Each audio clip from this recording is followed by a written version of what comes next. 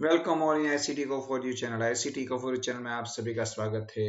मैं कृपेश नायक, आईसीटी को for you channel जिन्होंने सब्सक्राइब किए है उनका शुक्रिया अदा करता हूं, और जो नए व्यूअर्स है उन सभी को पता है कि अगर उनको करने हैं सब्सक्राइब तो उनको बोर्ड के पेपर के रिवीजन राउंड के नोटिफिकेशन भी मिल सकते हैं if they type www.ictco for you and click on the subscribe button and also click on the bell button. Then they can easily get the notification of bold paper revision round standard 12 general stream subject economics english medium। और दूसरा जो भी यहाँ पे एक app की आपको information दी जा रही है जिसके जरिए भी आप सीनियर के जी से लेके कॉलेज तक के बहुत सारे वीडियोस, लिंक्स, पीडीएफ आपको फ्री में मिल सकती है। यहाँ पे प्ले स्टोर पे जाके एंड्रॉयड यूजर्स ये भी यूज कर सकते हैं। तो सब्सक्राइब करें चैनल को www.icd को फॉर चैनल को, और नए नोटिफिकेशन के लिए आप अपने मोबाइल के अंदर घंटी बजाते रहिए।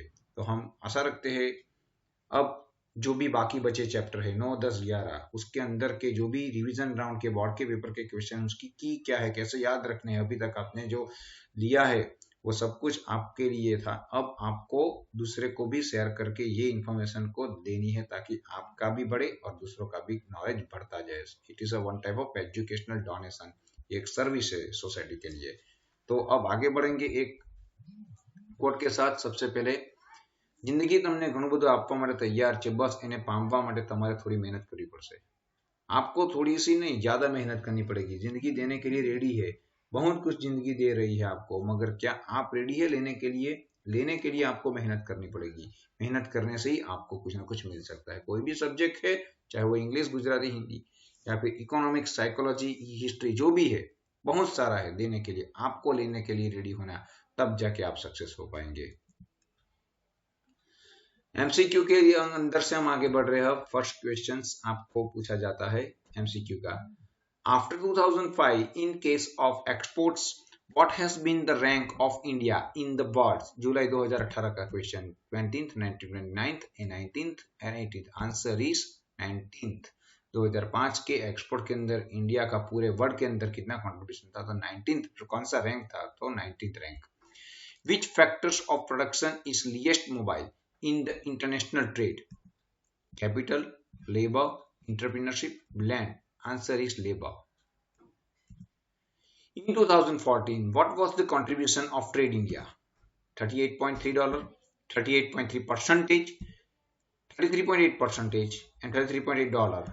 Answer is 38.3 in percentage. In 2014, the contribution of trade in India, that is 38.3 percentage, 38.3 percentage. If for India exchange rate increases, what effect of that? Exports increases, imports increases, exports decreases, import decreases. Answer is export decreases. If the India के foreign exchange अगर increase होते हैं तो export हमारी कम होगी। ध्यान में रखना ये बात। Now next is for one liner for section B. What is meant by exchange rate? 2019 का question. What is meant by exchange rate? Answer: exchange rate is a price of a foreign currency in terms of domestic country.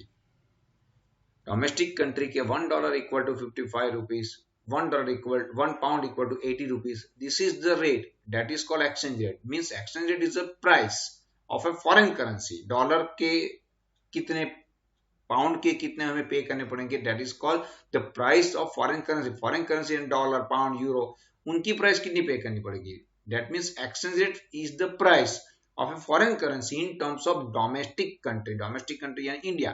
India को foreign currency के लिए Canada को, Australia को कितने पे करने पड़ेंगे $1 के सामने, £1 के सामने, that is the exchange rate. In present time, which factors of production has become more mobile in the foreign trade? Foreign trade के अंदर सबसे ज्यादा मूवमेंट करने वाले फोर्स ऑफ फैक्टर्स, प्रोडक्शन के फैक्टर्स मार्च 2020 का सवाल कौन से है? In the present times, entrepreneurship has become more mobile in foreign trade. यानी फॉरेन ट्रेड के अंदर लैंड लेबर इंटरप्रीनर कैपिटल के अंदर entrepreneurship has become the more mobile in foreign trade 2020 के अंदर पूछा गया question. Write to full form of WTO। The full form of WTO that is world trade organisation, world trade organisation, world trade organisation. Write the full form of WTR। The full form of WTR that is world trade report, world trade organisation, यहाँ पे WTR that is world trade report. In 2014-15, what was the share of Indian trade in total world trade? दुनिया के trade के अंदर भारत का 2014-15 में कितना trade था? तो in 2014-15, the share of Indian trade in the total world's trade was 2.07. Keep in mind that 2.07, not 2.70, 2.07. What is developmental imports? What is developmental imports? Developmental imports means developmental reports means reports means the imports of raw materials, know how to mechanize, that is called developmental imports. What is meant by international trade? Trade activities taking place outside the geographical boundary of a country is called international trade. Trade activities taking place outside the geographical boundary of a country is called international trade. Section B का question एंड वह है question सी के ऊपर जा रहे हैं हम। सेक्शन सी के 2 मार्क्स है हर एक के। सबसे पहले क्वेश्चन पे हम जा रहे हैं, व्हाट इज डोमेस्टिक ट्रेड? मार्च 2019 का क्वेश्चन आंसर के साथ की होगी। डोमेस्टिक ट्रेड के बारे में आपको 2 मार्क्स पे पूछा गया है, तो उसका अगर आप डेफिनेशन में एग्जाम्पल को यूज करोगे तो करेंसी जैसे मार्क मिलेंगे। यानी अगर आपको डेफिनेशन या डोमेस्टिक ट्रेड ऐसा पूछा जाता है कोई भी, तो एक की है हमें हेल्प करेगी। अगर आप डेफिनेशन में एग्जांपल को यूज करोगे तो करेंसी जैसे मार्क मिलेंगे। करेंसी यानी पैसे जैसे मार्क मिलेंगे। कोई लेना देना नहीं है, याद रखने के लिए सब कुछ कि अगर आप डेफिनेशन में एग्जांपल को यूज करेंगे तो करेंसी जैसे मार्क मिलेंगे। अगर आप डेफिनेशन में एग्जांपल को यूज करेंगे तो करेंसी जैसे मार्क मिलेंगे। एग्जांपल क्या है? What is domestic trade? Domestic trade का मतलब क्या? मार्च 2019 का question, what is domestic trade? Domestic trade का मतलब क्या है? तो डोमेस्टिक ट्रेड के लिए सबसे पहले की दिमाग में सेटअप कर देनी है कि सबसे पहले अगर आप डेफिनेशन में एग्जांपल को यूज करोगे तो करेंसी जैसे मार्क मिलेंगे। Means first is definition, second example, then currency remain same. ये 3 पॉइंट है, डेफिनेशन, एग्जांपल और करेंसी रिमेन सेम। तो उसके अंदर थोड़ा डीप में हम डिस्कस कर रहे हैं। Domestic trade means trade activity taking place between the different regions और states of a country. Domestic trade means trade activity taking place between different regions और states of a country. किसी एक देश के अंदर, बाउंड्री के अंदर, गुजरात, महाराष्ट्र और ये जो स्टेट है, जो एग्जांपल के अंदर है, in domestic trade goods and services are exchanged among the various part of a country, not out of the country. For example, Gujarat buy wheat from the Punjab or Punjab purchasing cloth from the Gujarat. This is the example of it. Now currency remains same. Domestic trade become possible due to regional labor division. Gujarat and Andhra Pradesh have specialization in production groundnut oil, whereas the Punjabi's production wheat. The exchange taking place among the region is known as a domestic trade. Domestic trade is carried out in the same currency, therefore it become very easy trade and therefore no question of any exchange control. यहाँ पे ये बात आपको discuss करनी पड़ेगी। Domestic trade क्या है 19 के अंदर पूछा गया है, तो डेफिनेशन प्रूव करनी पड़ेगी, एग्जांपल देने पड़ेंगे और एग्जांपल के साथ थोड़ा समझाना पड़ेगा कि डोमेस्टिक ट्रेड के अंदर जो स्पेशलाइजेशन है, गुजरात वाले, अहमदाबाद वाले, आनंद वाले, उसके साथ साथ आंध्र प्रदेश वाले, पंजाब वाले, हिमाचल प्रदेश वाले, जम्मू कश्मीर वाले, उसकी अपनी अपनी स्पेशलिटी है और स्पेशलाइजेशन के अंदर वो जा रहे हैं और स्पेशलाइजेशन से ही अच्छी तरह से वो एक दूसरे के साथ लेन देन कर सकेंगे और हर एक स्टेट को अपने फायदे से दूसरे को फायदा वो दे रहे हैं। तो ये एक एग्जांपल है। उसके बाद करेंसी सेम रहेगी तो एक्सचेंज कंट्रोल का कोई क्वेश्चन नहीं होगा। तो ये क्वेश्चन ऐसे आपको डिस्कस करने। नाउ नेक्स्ट, जुलाई 2018 और मार्च 2020 का question, right A not on exchange rate, right A not on exchange rate, right A not on exchange rate. Answer keywords, अगर डेफिनेशन को इफेक्टिव करनी तो राइज और फेल की समझ जरूरी है, ध्यान में रखना, काफी इंपॉर्टेंट क्वेश्चन है। What right A not on exchange rate, exchange rate की हम बात करेंगे तो डेफिनेशन से स्टार्ट करेंगे और डेफिनेशन को अगर आप इफेक्टिव करना चाहते हो तो राइज और फॉल की समझ जरूरी है। राइज और फॉल की समझ अगर आपको पता है तो डेफिनेशन इफेक्टिव होने के चांसेस है। पहली यानी डेफिनेशन है, उसके बाद effectiveness of exchange rate, then rise and fall. Means यहाँ पे rise fall if exchange rate falls for Indian value of rupees and दिमाग में ये सेट कर देना, राइज एंड फॉल का आपको कैसे डिस्कस करना है। If exchange rate down falls for Indian value of rupees increases, यानी वो बढ़ेगा, इंडियन रुपीज की वैल्यू बढ़ेगी। जब एक्सचेंज रेट अगर कम होता है तो इंडियन की वैल्यू जो रुपीज की है वो बढ़ती जाएगी। And if exchange rate is up, अगर एक्सचेंज रेट अप होगा तो इंडिया के करेंसी, इंडिया की रुपीज की वैल्यू डाउन होगी। अगर एक्सचेंज रेट ज्यादा हो गया, $1 इक्वल टू 50 रुपीज, उस पे से $1 इक्वल टू 80 रुपीज हो गई तो इंडिया की वैल्यू कम होगी। और $1 इक्वल टू 50 रुपीज पे से $1 इक्वल टू 40 रुपीज होगी, यानी एक्सचेंज रेट अगर कम होगा तो हमारी रुपीज की वैल्यू बढ़ती नजर आएगी।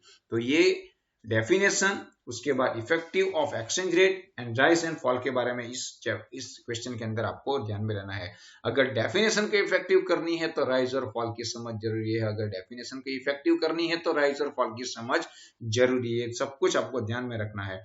The rate definition exchange rate की, the rate at which the currency of one country can be converted into currency of another country is called exchange rate. exchange rate का मतलब क्या है? The rate at which the currency of one country can be converted into currency of another country is called exchange rate. The meaning of exchange rate, that is called if $1 equal to Indian 65 rupees, is that to buy $1 and Indian has to pay 65 rupees, यानी अगर $1 हमें लेना है तो 65 paid करना पड़ेगा हमें। Thus exchange rate is a price of a foreign currency. Exchange rate is a price of a foreign currency in terms of domestic currency. जो डेफिनेशन 1 मार्क्स के अंदर आपको दी गई थी वही डेफिनेशन यहाँ पे है कि Thus exchange rate is a price of a foreign currency in terms of domestic currency, यानी domestic currency for example India and exchange rate that is $1 के लिए अगर हमें 65 रुपीज पे करने पड़ रहे हैं तो वो जो 65 रुपीज हमें पेड करना पड़ रहा है वो एक्सचेंज रेट है। A change in exchange rate causes change in the price of goods and services. Sometimes is upon market rate of exchange also change. Sometimes government of a country make change in exchange rate to affect imports and exports. Import export के ऊपर भी इसकी effect हो सकती है। तो effect of exchange rate की बात करें तो इंपोर्ट एक्सपोर्ट के ऊपर भी उसकी इफेक्ट हो सकती है। Exchange rate is determined by the demand for and supply of exchange in the foreign exchange. Exchange rate जो डिसाइड होता है वो demand for and supply of exchange के हिसाब से वो डिसाइड होता है। नाउ अब राइज और फॉल की बात करें। If the exchange rate rises, if exchange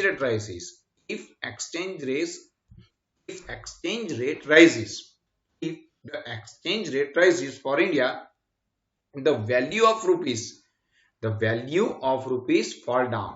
If exchange rate rises, the value of India rupees fall and imports by India tends to decline and India's export tends to rise. ध्यान में रखना है बात। And if exchange rate fall,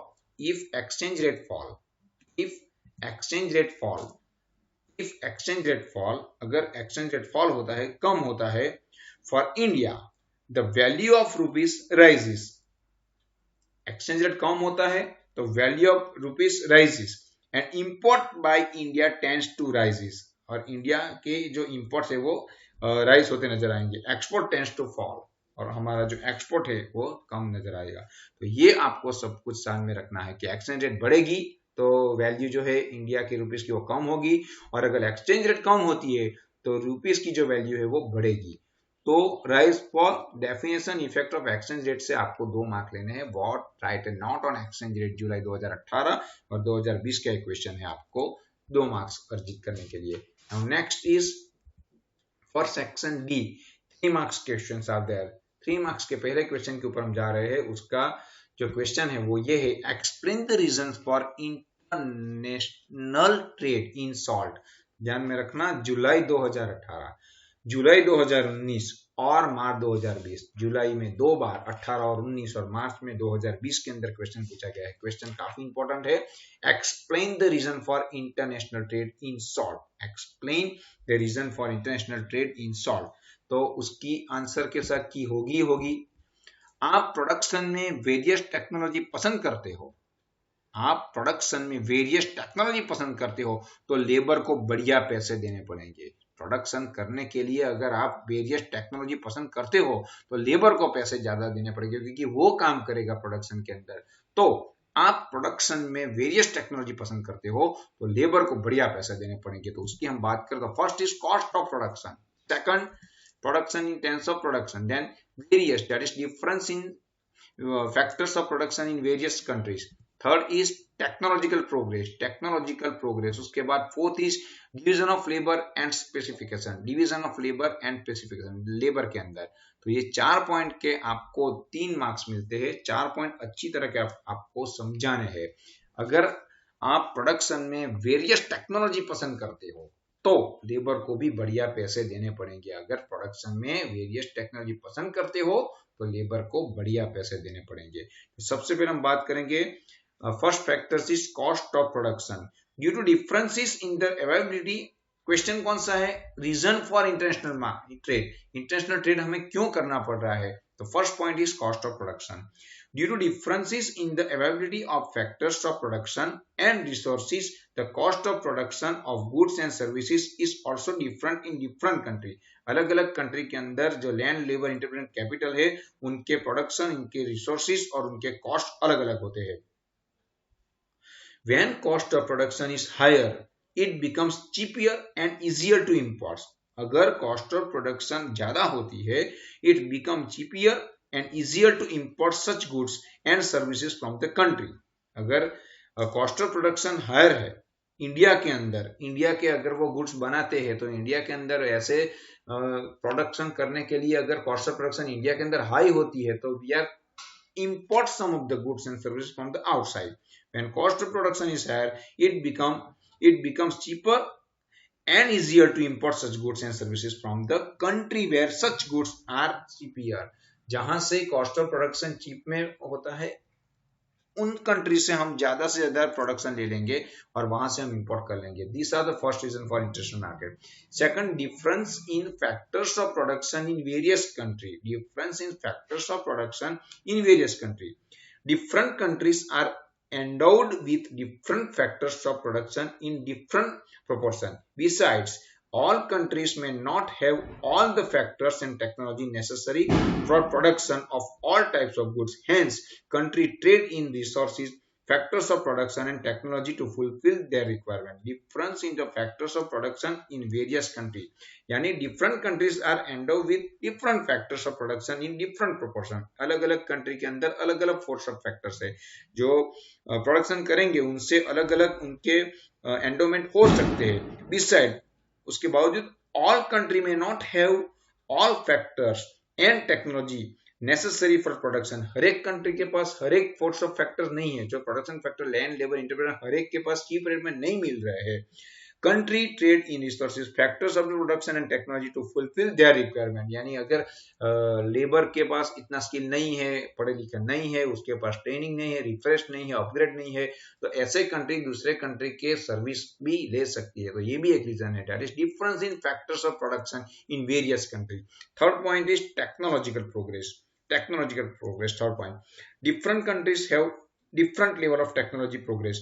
Hence, every country does not possess equal efficiency in production of all type of goods and hence trade in good and service take place between countries। यानी जो technology है वो हर एक country के पास equal नहीं है। अपनी अपनी टेक्नोलॉजी से हम जानते हैं जापान के पास अच्छी टेक्नोलॉजी है, उनके पास अच्छे अच्छे प्रोडक्शन बड़े बड़े मशीनरी के अंदर से हो रहे हैं, और जो टेक्नोलॉजी उसके पास है वो हर एक कंट्री के पास नहीं हो सकती। तो उनका जो बेनिफिट है वो हर एक कंट्री लेना चाहती है, तो इंटरनेशनल ट्रेड पॉसिबल है। Division of labour and specification, division of labour and specification और स्पेशलाइजेशन। स्पेसिफिकेशन और स्पेशलाइजेशन थोड़ा सा सिमिलर वर्ड है, division of labour and specialisation. तो in each country labour productivity, skill and entrepreneurial efficiency are different. हर एक के पास अपनी अपनी एफिशिएंसी होती है, अपने अपने स्किल होते हैं, अपनी अपनी प्रोडक्टिविटी होती है। Hence division of labour and specialisation are seen among country. हर एक के पास अपनी अपनी स्पेशलाइजेशन, अपने अपने लेबर के स्किल होते हैं। This means since labour in some countries is more efficient in production of some types of goods and service, such countries specialize in production of such goods and they import those goods which they are not able to produce। यानी जो labour या जो भी force of factors, production of factors है, वो production of factor के पास जो efficiency होती है, वो एफिशिएंसी अगर दूसरे कंट्री के पास नहीं है और वो एफिशिएंसी से दूसरे कंट्री वाले जो प्रोडक्शन करते हैं वो हम नहीं कर पा रहे हैं, तो वहां से हम इंपोर्ट करेंगे और हम एंजॉय करेंगे। If the country is not able to production specialised goods, they import expertise and know how from other countries. उसके पास नहीं है एक्सपर्टाइज नॉलेज, तो 100% जो स्पेशलाइज है उनसे वो लेंगे। तो प्रोडक्शन में वेरियस टेक्नोलॉजी पसंद करते हो तो लेबर को बढ़िया पैसे देने पड़ेंगे। ये बात हुई इंटरनेशनल ट्रेड के रीजन की। Now next is direction of India's foreign trade over years, right and not in brief. मार्च 2018 का question, direction of Indian foreign trade over years, right and not on brief. Question मार्च 2018 का है, काफी technically है, data बहुत सारे है उसके अंदर, ध्यान में लेने पड़ेंगे बहुत सारे डेटा को, और उसके जो की वर्ड्स है वो भी ध्यान में लेने पड़ेंगे। सबसे पहले की है डायरेक्शन मतलब ये है, डायरेक्शन का मतलब ये है कि वेरियस कंट्री के इंपोर्ट और एक्सपोर्ट के डेटा को ध्यान में लेना।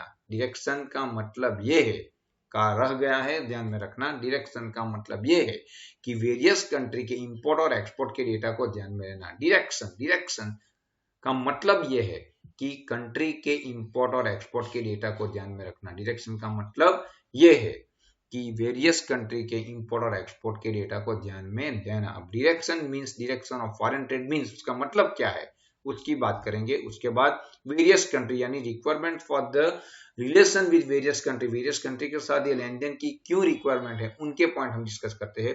Third point is imports data from UK, USA, Russia, OPEC country and developing country, and exports data of UK, USA, Russia, OPEC country and developing country. ये सभी हमें डायरेक्शन का मतलब ये है कि वेरियस कंट्री के इंपोर्ट एक्सपोर्ट के डेटा को ध्यान में लेना है।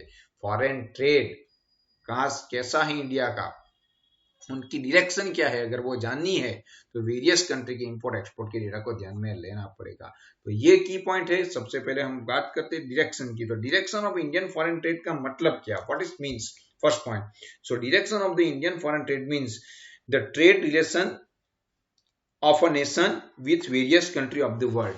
दुनिया के अलग अलग देशों के साथ अगर हम रिलेशन रखेंगे, ट्रेड करेंगे, ट्रेड के रिलेशन रखेंगे, तो उसे हम क्या कहेंगे, फॉरेन ट्रेड के direction.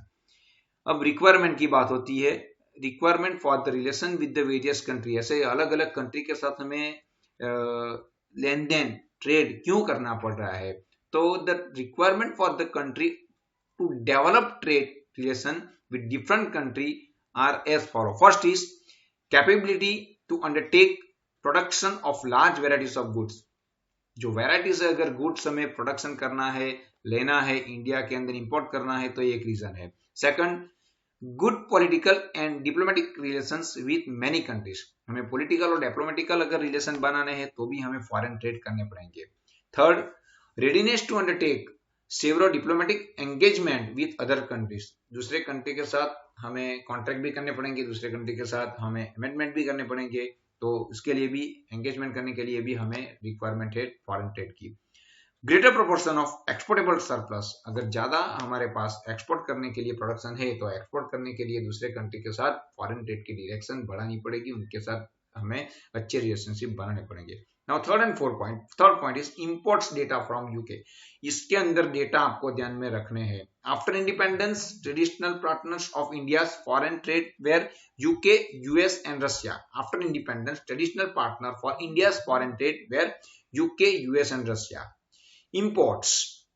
First of all, imports के डेटा तो इन 1960-61 यूके की बात करें हम, in 1960-61 19% of our total imports were from England. हम 60-61 के अंदर जो हम इंपोर्ट करते थे उनमें से 19% इंग्लैंड से आती थी, which fell to less than 2% after 2007। 2007 के बाद इंग्लैंड वालों से हमने नाता थोड़ा, सिर्फ 2% से भी कम हम उनके यहाँ से इंपोर्ट करते हैं। ना यूएसए की बात करें, 1960-61 इन 1960-61 our import from the USA was 29%। 60-61 के हम अगर डेटा देखें तो 29% हम इंपोर्ट करते थे यूएसए से। From England, sorry, from USA, 29% we are import in 1961. Our total imports which fell to less than 8% after 2007। 2007 के बाद हमारी जो इंपोर्ट की है वो 8% डाउन हो गई है।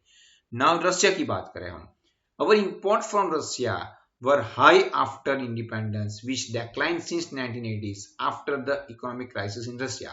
हमारी जो इंडिपेंडेंस के बाद की जो इंपोर्ट्स थी वो रशिया से बहुत थी, मगर 1980 के बाद वो डेक्लाइन हो गई है क्योंकि इकोनॉमी के अंदर रशिया में क्राइसिस चल रही थी। यानी यूएसए, यूके और रशिया की हमने बात की, 1961 के डेटा को हमने दिया, इंपोर्ट 19% पे से 2% हो गई यूके से, फिर यूएसए में 29% से 8% हो गई, और रशिया में बहुत सारा हम इंपोर्ट करते रशिया से, अगर वो क्राइसिस हुई रशिया के अंदर तो हमने वहां से भी इंपोर्ट करना बंद किया। ना ओपेक कंट्री की बात करें, with increasing pace of industrialisation and development our imports of petroleum from OPEC countries, बाहर से पेट्रोलियम प्रोडक्ट की हमने बहुत सारी इंपोर्ट की है। डेवलपिंग कंट्रीज की बात करें, अवर trade with traditional partners started declining gradually, but our trade with other developing countries, especially East Asia, Central Asia and Africa, started increasing। हमने यूके, यूएसए, रशिया से तो बंद कर दिया, मगर हमारा जो ट्रेडिशनल पार्टनर जो थे पहले, उनके मुकाबले हमारे जो neighbour east Asia, central Asia and Africa के अंदर हमारा जो इंपोर्ट एक्सपोर्ट के फॉरेन ट्रेड अच्छे बढ़े। 1960-61 की हम बात करें तो in 1960-61 our imports were about 11.8% of our total imports which increased to 59% in 2014-15। यानी ईस्ट एशिया, सेंट्रल एशिया और अफ्रीका से हमने 59% का इंपोर्ट किया, जो पहले 11% के करीब करीब था, वो 2014-15 के अंदर 59% हुआ है। नाउ एक्सपोर्ट की बात करें, लास्ट पॉइंट एक्सपोर्ट डेटा की बात कर रहे हैं हम, UK, USA, Russia, OPEC country और डेवलपिंग कंट्री की बात करें तो in 1960-61 India's export were 26.8% of the total export which reduced to as low as 4% after 2007-8। UK को हम 1960-61 के अंदर 26% एक्सपोर्ट करते टोटल एक्सपोर्ट के, वो सिर्फ 4% हमने एक्सपोर्ट करना स्टार्ट किया। यूएसए की बात करें, India's export to USA was 16% of the total export. हमारी टोटल एक्सपोर्ट से 16% 1960-61 के अंदर हम यूएसए को एक्सपोर्ट करते थे, विच डिक्लाइन टू 12.7% आफ्टर 2007-8। 2007-8 के बाद हमने कम कर दिया एक्सपोर्ट और 12% के करीब करीब हमने किया। रशिया की बात करें, export to Russia decline from 4.5% to 0.6 during the period 1960 to 2007-8। 1960 से लेके 2007-8 जो रशिया का 4.5 था हमारा, वो हमने 0.6% एक्सपोर्ट कर दिया है। ओपेक कंट्री की बात करें, during the 1960-61 India's export to OPEC was 4.1% of total export. Total export के हम 4% से करीब करीब 4.1% 1960-61 के अंदर हम एक्सपोर्ट करते थे, which increase over 16%। OPEC country के साथ हमने 16% से भी ज्यादा हमने एक्सपोर्ट किया है, ये बात ध्यान में रखनी है हमें। तो ये डेटा को हमने जो हमारे क्वेश्चन है, क्वेश्चन क्या है, direction of Indian foreign trade, तो उसके अंदर इंपोर्ट्स के डेटा ये यूके, यूएसए, रशिया के 1960-61 और 2007 के आपको डिक्टेट करने पड़ेंगे, तब मार्क्स मिलेंगे। डेवलपिंग कंट्री की बात करें एक्सपोर्ट की हम, तो during the time period of 1960-61 to 2007-8 export to developing countries increased from 14 to 42। यानी डेवलपिंग कंट्री के अंदर हमने ज्यादा एक्सपोर्ट किए हैं। पहले जो 14.8% थी वो 42.6 4 और 2 6 होते हैं, 42.6% एक्सपोर्ट की हमने। एशियन कंट्री की बात करें तो 2014-15 के अंदर almost 50% export was in Asian country, central Asia, north Asia, ये सभी के अंदर हमने तकरीबन 50% हमारी टोटल एक्सपोर्ट हमने की है। Thus, India has made successful attempt to diversify its trade with different countries and different direction and had changed after 2007-8 के बाद हमारा इंपोर्ट एक्सपोर्ट ऐसे चेंज हुआ है। तो direction of India's foreign trade over years, उसके अंदर डायरेक्शन का मतलब यह है कि वेरियस कंट्री के इंपोर्ट और एक्सपोर्ट के डेटा को ध्यान में लेना पड़ेगा। डायरेक्शन का मतलब यह है कि वेरियस कंट्री के इंपोर्ट और एक्सपोर्ट के डेटा को ध्यान में लेना पड़ेगा। अब नए क्वेश्चन के अंदर हम जा रहे हैं, सेक्शन डी का ही 3 मार्क्स का ही है क्वेश्चन है, explain the differences between balance of trade and balance of payment. काफी इंपॉर्टेंट क्वेश्चन जुलाई 2020 और मार्च 2018 के अंदर पूछा गया। Explain the differences between balance of trade and balance of payment. Explain differences between balance of trade यानी BT और BP के दोनों के बीच के differences, balance of trade and balance of payment के बीच का डिफरेंसेस। आंसर है, की पॉइंट है। अगर आपको टेंगिबल के बारे में फाइनेंशियल नॉलेज है तो आपकी कैपिटल करेक्ट पिक्चर शो करेगी। अगर आपको टेंगिबल के बारे में फाइनेंशियल नॉलेज है, अगर आपको टेंगिबल के बारे में फाइनेंशियल नॉलेज है तो आपकी कैपिटल करेक्ट पिक्चर शो करेगी। अगर आपको टेंगिबल के बारे में फाइनेंशियल नॉलेज है तो आपकी कैपिटल करेक्ट पिक्चर शो करेगी। तो सबसे पहले टेंगिबल का मतलब क्या है, बैलेंस ऑफ ट्रेड और बैलेंस ऑफ पेमेंट के डिफरेंसेस के अंदर सबसे पहले टेंगिबल और इनटेंगिबल की बात हो रही है। उसके बाद all financial transaction not recorded, यहाँ पे रिकॉर्डेड की बात हुई। Then perfect knowledge can not be obtain, यहाँ पे ऑब्टेन की बात हुई। Current and capital account not involve, यहाँ पे इन्वॉल्व की बात हुई। Can not provide correct picture, यहाँ can provide correct picture. Then deficit और सरप्लस सॉन एंड यहाँ पे बोथ साइड सॉन इक्वली। तो ये 5 पॉइंट, 1 2 6 पॉइंट को आपको लिखने हैं 3 मार्क्स के लिए। कभी कभी ये क्वेश्चन सेक्शन ई के अंदर भी पूछा जा सकता है, तो मेंटली प्रिपेयर रहना है। What are the differences between balance of trade and balance of payment. तो सबसे पहले हम बात करते हैं tangible goods and intangible goods. Tangible goods का मतलब क्या, इनटेंजिबल गुड्स का मतलब क्या, वो आपके समझ में आना चाहिए।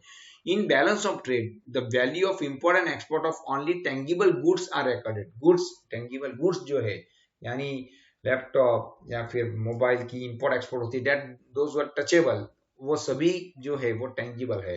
तो बैलेंस ऑफ ट्रेड के अंदर, इन balance of trade the value of import exports of only tangible goods and is recorded. Only tangible goods के ही इंपोर्ट एक्सपोर्ट के डेटा नजर आएंगे। बैलेंस ऑफ शीट के अंदर इंपोर्ट एक्सपोर्ट की बात होगी, बैलेंस ऑफ पेमेंट के अंदर भी इंपोर्ट एक्सपोर्ट की बात होगी, मगर बैलेंस ऑफ ट्रेड के अंदर बीटी के अंदर टेंजिबल ही हिलेंगे। और बैलेंस ऑफ पेमेंट की बात करें तो in balance of payment receipts and payments of tangible goods as well as intangible goods, दोनों टेंजिबल इनटेंजिबल दोनों बैलेंस ऑफ पेमेंट के अंदर। बैलेंस ऑफ ट्रेड के अंदर only tangible, balance of payment नाम भी बड़ा है तो दोनों आएंगे, बैलेंस ऑफ ट्रेड नाम भी छोटा है तो छोटे आएंगे। तो बैलेंस ऑफ पेमेंट के अंदर दोनों tangible and intangible goods are included in balance of payment. In balance of payment, receipt and payments of tangible goods as well as intangible goods such as insurance, banking, transportation, this is the service, it's known as the intangible goods, are also recorded. Now second point is all financial transaction. All financial transaction की बात हो रही है। तो in balance of trade, all financial transaction with other countries are not recorded. अलग अलग country के जो है उनके जो फाइनेंशियल ट्रांजेक्शन है, चाहे वो शेयर के है, कैपिटल के है, बॉन्ड के है, गोल्ड के है, it is not recorded in this balance of trade, but in balance of payment all financial transaction, bond, shares, gold, capital, loans etcetera recorded. ये सभी जो फाइनेंशियल ट्रांजेक्शन होते हैं, बॉन्ड के, शेयर के, गोल्ड के, कैपिटल के, लॉन्स के, वो बैलेंस ऑफ पेमेंट के अंदर रिकॉर्ड किए जाते हैं, बैलेंस ऑफ ट्रेड में रिकॉर्ड किए जाते नहीं है। Third, perfect knowledge can not be obtain. यहाँ पे थर्ड पॉइंट के अंदर हम बात करें बैलेंस ऑफ ट्रेड के, perfect knowledge regarding the economic transaction of country with foreign country cannot be obtained in this balance of trade। यानी perfect knowledge हर एक ट्रांजेक्शन के कंट्री वाले को फॉरेन कंट्री के पता नहीं होते, perfect knowledge regarding the economic transaction of country with foreign country cannot be obtained in balance of trade. मगर बैलेंस ऑफ पेमेंट की बात करें तो perfect and complete knowledge can be obtain, यहां से हमें मिलता है, यहां से परफेक्ट नॉलेज नहीं मिलेगा बैलेंस ऑफ ट्रेड से, मगर बैलेंस ऑफ पेमेंट से परफेक्ट नॉलेज हमें मिलेगा, perfect and complete knowledge regarding the economic transaction of country with foreign country can be obtain in the balance of payment. Balance of trade के अंदर जो हमने लेन then की है बाहर के कंट्री के साथ, उसका परफेक्ट नॉलेज हमें नहीं मिल सकता, मगर बैलेंस ऑफ पेमेंट के अंदर all transaction can be obtained, so we can understand perfect knowledge of balance of payment. Fourth point, current and capital account not involved. यहाँ पे बात कर रहे हैं कि बैलेंस ऑफ ट्रेड के अंदर balance of trade is a part of balance of payment, ध्यान में रखना। बैलेंस ऑफ ट्रेड के अंदर जो बैलेंस ऑफ ट्रेड है वो एक बैलेंस ऑफ पेमेंट का ही पार्ट है, क्योंकि बैलेंस ऑफ पेमेंट बड़ा नाम है, बैलेंस ऑफ ट्रेड छोटा नाम, यानी छोटे बड़े में इन्वॉल्व हो ही जाते हैं, बड़े जो है वो इन्वॉल्व कर देते हैं छोटे को। तो balance of trade is a part of balance of payment, that means उसके अंदर करंट कैपिटल ये सब कुछ होने के चांसेस नहीं है, मगर उनके पार्ट होने के चांसेस है। तो current and capital account is not involve का मतलब क्या, कि वो खुद ही बैलेंस ऑफ ट्रेड जो है वो खुद ही बैलेंस ऑफ पेमेंट का ही पार्ट है। और बैलेंस ऑफ पेमेंट की बात करें तो the balance of payment involve two types of account, current accounts, capital accounts, which is a balance sheet of all economic transaction of a country with rest of the countries of the world. यानी उनके अंदर current capital की भी account की बात होती है, तो वो बात डायरेक्टली इफेक्ट करेगी बैलेंस ऑफ ट्रेड की, क्योंकि balance of trade is a part of balance of payment.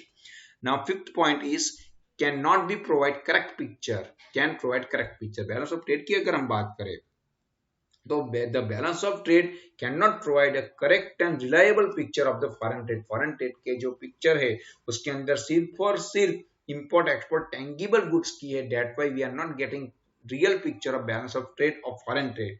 मगर द बैलेंस ऑफ पेमेंट की बात करें तो balance of payment can be helpful in the providing a correct and reliable picture of foreign trade. Foreign trade के जो correct picture है, क्योंकि उसके अंदर टेंगिबल इनटेंगिबल दोनों की बात होगी, तो दोनों की बात हो सकती है, तो there is a possibility of this type of features in the balance. Next point is deficit और surplus. In the balance of trade deficit और surplus is shown as it emerge, यानी जो भी है डिफरेंसेस डेफिसिट किया surplus के जो भी डिफरेंसेस है वो शो करते हैं, इक्वल नहीं किया जाता। बैलेंस ऑफ ट्रेड के अंदर अगर आपकी एक्सपोर्ट ज्यादा है इंपोर्ट कम है तो जो आपको डेफिसिट पड़ेगी, एक्सपोर्ट ज्यादा है इंपोर्ट कम है तो सरप्लस भी दिखाई देंगे, और अगर आपकी इंपोर्ट ज्यादा है एक्सपोर्ट कम है तो डेफिसिट भी दिखाई देगी। But in the balance of payment at the end required amounts is added to receipt or payment side and both are made equal। यानी बैलेंस ऑफ पेमेंट के अंदर दोनों साइड इक्वल करेंगे, जहां जितना कम पड़ रहा है उसको हम ऐड करते जाएंगे और वो दोनों साइड इक्वल होती है बैलेंस ऑफ पेमेंट की। मगर बैलेंस ऑफ ट्रेड के अंदर जो सरप्लस है या जो भी डेफिशिएट है वो हम देखते हैं। तो अगर आपको टेंगिबल के बारे में फाइनेंशियल नॉलेज है, टेंगिबल यानी जो टच कर सकते हैं उसके बारे में अगर फाइनेंशियल नॉलेज है तो आपके कैपिटल करेक्ट पिक्चर शो करेगी, आपकी कैपिटल करेक्ट पिक्चर शो करेगी। ये जो आपकी की है वो आपको लिख देनी है टेक्स्ट बुक में, नोटबुक में, रेफरेंस बुक के अंदर, फुटस्टेप के अंदर 2-3 बार हर रोज बोलनी है। तो आपको ये 3 मार्क्स के क्वेश्चन के अंदर 3 में से 3 मिलेगा, 6 पॉइंट आपको कवर करने पड़ेंगे, then you can get 3 out of 3। जुलाई 2020 और मार्च 2018 का question. Now next that is section E, question in detail 5 marks के क्वेश्चन के ऊपर है। हम explain the differences between domestic that is internal trade and international trade और फॉरेन ट्रेड। इंटरनल ट्रेड और फॉरेन ट्रेड के बीच के डिफरेंसेस सेक्शन ई के अंदर मार्च 2018 मार्च 2020 का क्वेश्चन, काफी इंपॉर्टेंट क्वेश्चन आपके लिए और बड़े क्वेश्चन है, डीप में आपको लिखने के लिए पॉइंट चाहिए। पॉइंट की है, अगर आप फॉरेन ट्रेड कर रहे हो तो लैंग्वेज अलग, ट्रांसपोर्ट कॉस्ट ज्यादा होगा और करेंसी की साइज बड़ी होगी। आप अगर फॉरेन ट्रेड कर रहे हो तो लैंग्वेज अलग, ट्रांसपोर्ट कॉस्ट ज्यादा होगा और करेंसी की साइज बड़ी होगी। मगर कंपटीशन से ग्राहक को एडमिनिस्ट्रेटिव में काफी सेटिस्फेक्शन मिलेगा।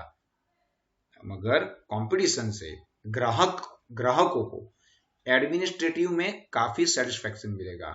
अगर आप फॉरेन ट्रेड कर रहे हो लैंग्वेज अलग होगी, ट्रांसपोर्टेशन कॉस्ट ज्यादा होगा और करेंसी की साइज बड़ी होगी। मगर कंपटीशन से ग्राहकों को एडमिनिस्ट्रेटिव में काफी सेटिस्फेक्शन मिलेगा। फर्स्ट पॉइंट है language culture, second transportation cost, third currency, fourth size, degree of competition, administrative and legal system and satisfaction. ये जो 7 अंडरलाइन है, 7 पॉइंट की 7 अंडरलाइन यहाँ पे आपके सामने है। 7 पॉइंट लिखने हैं। अगर ज्यादा पॉइंट लिखोगे बहुत सारे वेरियस सब पॉइंट्स हो सकते हैं, मगर इतने तो होने ही होने चाहिए। First is language cultural. Internal trade transaction are made within a common social culture and language are set up. हर एक जानते हैं कि इंटरनल ट्रेड दो कंट्री के बीच नहीं होता, किसी दो स्टेट के बीच कंट्री के अंदर बाउंड्री के अंदर होता है। तो initial language are same, there is no any trouble for the language, culture are same, society are same, so no problem of that. But in international trade, these are very different, and hence trader have to be more careful to avoid controversies or hurt sentiments or even the avoid legal offense। ये ध्यान में रखना पड़ेगा, क्योंकि language अलग है, culture अलग है, सोसाइटी अलग है, उनके साथ केयरफुल रहना पड़ेगा ट्रेडर को, और कोई भी लीगली ऑफेंस ना हो उनको अच्छी तरह से ध्यान में लेना पड़ेगा, क्योंकि वो इंटरनेशनल है, एक देश दूसरे देश के साथ वो करेगा। Now transportation cost in internal trade, cost of the transportation cost is low as trade is limited within a country. In internal trade less taxes are to be paid, and hence transportation of goods become simple and cost is low। आप सभी को पता है कि अगर दो country के बीच अगर डीलिंग हो रहे हैं तो कॉस्ट ज्यादा बढ़ेगी, मगर ये तो कंट्री के दो स्टेट के अंदर है, तो ट्रांसपोर्टेशन के अंदर जो किलोमीटर से रोड ट्रांसपोर्टेशन है या कोई भी सी ट्रांसपोर्टेशन है या एयर ट्रांसपोर्टेशन है, एक कंट्री के अंदर अगर दो कर रहे हैं उसके अंदर ट्रांसपोर्टेशन कॉस्ट कम ही होगा और ट्रेड टैक्सेस भी हमें कम पेड करने पड़ेंगे। But in international trade as goods have to be transport outside the country, the transportation cost is much higher than the internal trade. In international trade due to government control many types of taxes are to be paid on the border of the each country which increase the transportation cost. आप सभी को पता है कि अगर दो country के साथ हम आदान प्रदान कर रहे हैं, इंपोर्ट एक्सपोर्ट्स कर रहे हैं, तो 100% हमें वहां के कंट्री के बॉर्डर के ऊपर टैक्सेस ज्यादा पे करने पड़ेंगे। ट्रांसपोर्टेशन कॉस्ट के अंदर बहुत सारे डिस्टेंस भी काफी है, तो उनके हिसाब से हमें ज्यादा पेड करने पड़ेंगे। Now currency and mode of payment, that is in internal trade all transactions are made only in domestic currency and payment is transferred from one bank to another bank of the same country। internal trade involves only one currency, hence no question arise for the exchange rate, exchange control, exchange policy arise। एक ही currency है, rupees ही चलती है India के अंदर, Canada में जाते तो Canada के और इंडिया के करेंसी अलग अलग हो जाएंगे, मगर पूरे कैनेडियन जो है वो एक ही कनाडा के अंदर डॉलर से चला लेंगे। यानी जो डोमेस्टिक करेंसी है वो इंटरनल ट्रेड के अंदर इक्वल होती है, उस पर कोई एक्सचेंज का कंट्रोल नहीं होता, एक्सचेंज पॉलिसी उनको कोई इफेक्ट नहीं करेंगी, एक्सचेंज रेट भी कोई इफेक्ट नहीं करेगा। मगर इंटरनेशनल ट्रेड की बात करें, the international trade there are several currency and exchange rate. In international trade payment to be made in internationally acceptable currency which involve conversations of countries currency at the determinants exchange rate into the internationally acceptable currency। in international trade the producer are more rigid involving several permission, clearance and duties। आप सभी को पता है कि international trade check कर रहे हैं तो करेंसी अलग अलग हो सकती है, इंडिया के अंदर रुपीस है, वहां डॉलर है, पाउंड है, तो हर एक के एक्सचेंज रेट के अंदर हमें ध्यान में तालमेल रखना पड़ेगा, और इंटरनेशनली जो एक्सेप्टेबल करेंसी है उसके अंदर हमें इन्वॉल्व होना पड़ेगा, और उससे बहुत सारी क्लियरेंस, बहुत सारी ड्यूटी, बहुत सारी परमिशन को भी हमें पास ऑन करना पड़ेगा। तो ये बात हुई करेंसी की। Now size, area of internal trade is limited to the boundary of a location और nation, so the size remain limited. Size limited है फॉरेन कंट्री के इंटरनल ट्रेड के अंदर, मगर फॉरेन ट्रेड करते हैं, इंटरनेशनल ट्रेड करते हैं, तो in international trade goods and services have global market, so it's size is much greater than internal trade. दो कंट्री की बात है, साइज बड़ी होगी, एक ही कंट्री के दो स्टेट की बात है, साइज कम होगी। Now degree of competition, degree of competition के अंदर हम बात करें तो in international trade even if there are many producer of the same product due to common factors of the production, degree of competition is relatively lesser. एक ही product के बहुत सारे कॉम्पिटिटर है, बहुत सारे प्रोड्यूसर है, फिर भी जो कंपटीशन का लेवल है वो रिलेटिवली काफी कम है इंटरनल ट्रेड के अंदर। इंटरनल ट्रेड के अंदर। इंटरनेशनल ट्रेड की बात करें, इंटरनेशनल ट्रेड प्रोड्यूसर और traders compete on the basis of variety and differences of same product. Also there is a competition among the international seller to obtain market for the selling product. यानी अगर foreign trade के अंदर हम competition के अंदर जाए तो degree of competition is basis on their variety, their quality, their quantity and their after selling service. Also competition is very important in seller also. Market के अंदर बहुत सारी कंपटीशन के अंदर इंटरनेशनल ट्रेड को हमें करना पड़ता है। फॉरेन ट्रेड के अंदर हम इंपोर्ट कर रहे हैं, एक्सपोर्ट कर रहे हैं, तो हमारी क्वालिटी, हमारे वेरियस प्रोडक्ट, हमारे जो आफ्टर सेलिंग सर्विस है वो सब कुछ अच्छी तरह से क्वालिटेटिवली मेंटेन करने पड़ेंगे, तब जाके हम ये ट्रेड कर पाएंगे। तो ये ध्यान में रखना है। Now administrative and legal system. Administrative and legal system in producer is internal trade are know to trader show the face of relatively lesser difficulty. यानी लो रूल्स रेगुलेशन जो है, एडमिनिस्ट्रेटिवली जो प्रोसीजर है वो इंटरनल ट्रेड के अंदर दोनों state वाले जानते हैं। जो प्रोसीजर है, जो टैक्सेस के जो भी लीगल है वो अच्छी तरह से जानते हैं, यानी less trouble in internal trade. In international trade such system are highly different in different countries and hence it is almost impossible for a trade to trade without understanding the tax system, the system to obtain license, permission and the legal system of various countries of the world. All those procedure are also expensive. यानी अगर international trade कर रहे हैं तो हमें ध्यान में रखनी है एडमिनिस्ट्रेटिवली सब कुछ पॉलिसी, और हमें लीगल सिस्टम भी हमें ध्यान में लेनी पड़ेगी, परमिशन लेनी पड़ेगी, बहुत सारे टैक्स सिस्टम को जानना पड़ेगा, और प्रोसीजर में से एक्सपेंस भी हमें ज्यादा करना पड़ेगा। Then after consumer satisfaction in internal trade, even if there are many states are there, but consumer are very alert and everything can understand in same state. In internal trade, consumer expectations are none, so it is not very difficult to satisfy consumer. Trader जानते हैं किसकी क्या demand है, क्या requirement है, उसके हिसाब से प्रोडक्शन करेंगे और उनको सेटिस्फैक्शन मिलेगा।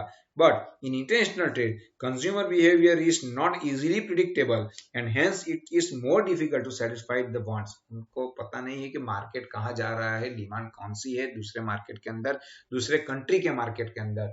It is very difficult to predictable the behavior of the consumer. So these are the 7 points of this difference between domestic trade and international trade.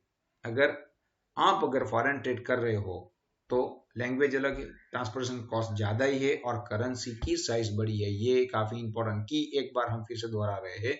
आप अगर फॉरेन ट्रेड कर रहे हो तो लैंग्वेज अलग, ट्रांसपोर्टेशन कॉस्ट ज्यादा होगा और करेंसी की साइज बड़ी होगी, मगर कंपटीशन से ग्राहकों को एडमिनिस्ट्रेटिव में काफी सेटिस्फेक्शन मिलेगा। बाहर के कंपटीशन में जो एडमिनिस्ट्रेटिवली वर्क होगा उससे कस्टमर को मैक्सिमम सेटिस्फेक्शन मिल सकता है। ये 7 पॉइंट आपको ध्यान में रहने हैं। तो आप सभी का हम शुक्रिया अदा करते हैं। वीडियो अंत સુધી નિહાળવા બદલ આપ સૌનો આભાર।